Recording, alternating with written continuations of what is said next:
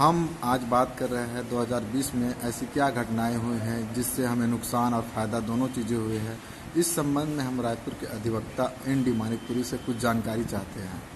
Sir, हमें ये चीज़ बताइए कि आज 2020 जो अभी बीत चुके हैं या बीतने वाली है, उसके बारे में आप बताइए। 2020 सदी का सबसे अनोखा और आश्चर्यजनक वर्ष रहा, क्योंकि कोविड-19 कोरोना महामारी पूरे विश्व में फैला हुआ था। इसका असर हमारे पूरे विश्व की तरह भारत देश में भी हुआ, जिससे कोरोना ने कई प्रकार की जो देश की वास्तविकता है उसका आकलन जनता के सामने लाया। अब तक के शासन प्रशासन ने जो यानी पूरा झूठे जो आंकड़े दिखाते थे और देश की जो स्थितियां या और जो भी पृष्ठभूमि उसको जनता के सामने लाती थी, उसको झुठलाते हुए कोरोना ने वास्तविक जो परिदृश्य है उसको सामने लेकर आई। हमने 2020 में जाना कि हमारे देश में मजदूरों की स्थिति क्या है, हमने देश में जाना कि हमारे देश की आर्थिक स्थिति क्या है, खाने पीने की स्थिति क्या है, किस प्रकार से करप्शन हो सकता है, हेल्थ में क्या स्थिति है, इसके बारे में जाना। और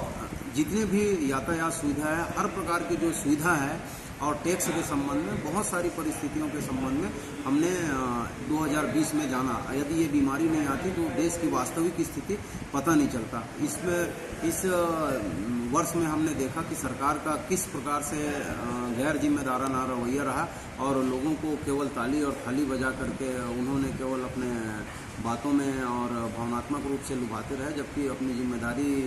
निभाने से हमेशा बचते रहे। और बेचारी जनता जो है, गरीब जनता जो है, ऐसे यूं ही लाचार होकर अपने मन माफिक तरीके से काम करती रही। हमने 2020 में ये भी जाना कि कई दिग्गज जो लोग हैं, ख्याति प्राप्त लोग हैं, चाहे राजनीति में हो, सिनेमा जगत हो, वरिष्ठ पत्रकारिता के क्षेत्र में हो और बुद्धिजीवी वर्ग हैं, वो सब जो है कोरोना के चलते हम उनसे बिछड़ गए और वो हमसे हमेशा के लिए बिछुड़ के यानी देवलोकवासी हो गए। हमने ये भी देखा कि किसान और मजदूर जो है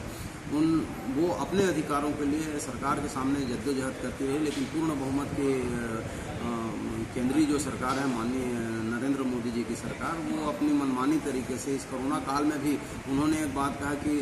आपदा में अवसर, वो अवसर उन्होंने अपने लिए, अपने सरकार में बैठे लोगों के लिए निकाला और आम जनता के लिए नहीं निकाला। हम इस महामारी में ये भी देखा कि कुछ ऐसे भी लोग हैं जो दया और त्याग की प्रतिमूर्ति स्थापित हुए, उन्होंने अपने जान की बाजी लगा करके लोगों के लिए सीखा कि कुछ ऐसे भी लोग हैं जो दया और त्याग की प्रतिमूर्ति स्थापित हुए, उन्होंने अपने जान की बाजी लगा करके लोगों के लिए सेवा की और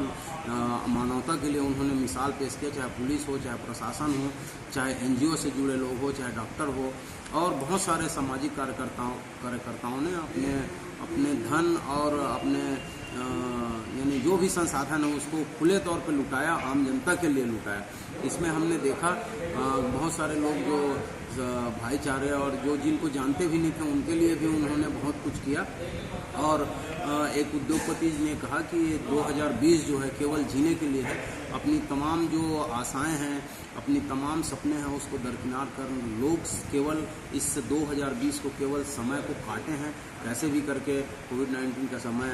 निकल जाए और ताकि धीरे धीरे जीवन पटरी पर आए। अब धीरे धीरे वो समय बीतता जा रहा है, जैसे जैसे 2020 बीत रहा है। हमें उम्मीद है कि कोविड-19 के जल्द से जल्द टीके या दवाई मिल जाएंगे और हमारा देश और पूरा विश्व सामान्य तरह से जैसे पूर्व की भांति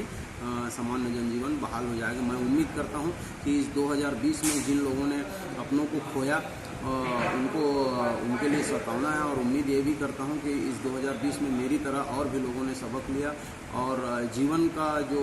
वास्तविक महत्व है कि हमें जीवन का उद्देश्य क्या होना चाहिए, किस पीछे भागना चाहिए और जीवन का कितना महत्व है, इसमें हमने इस कार्यकाल में देखा। और 2020 में ज़्यादातर समय हमने अपनों और अपने परिवार वालों के बीच बिताया। यही उम्मीद के साथ मैं